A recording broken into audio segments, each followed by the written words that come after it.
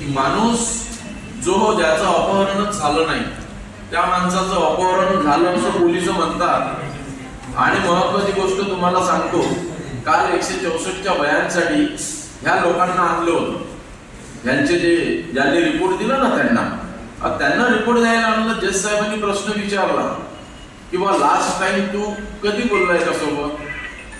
5 minute पहिलीच phone आहे आता तुझी। आता बोला अपहरण का गुन्हा का हो गया फिर? त्याचा जर फोन आला, तू जर हयात आहे, तू सगळं काही बघत आहे, तर अपहरण झालेलंच नाही।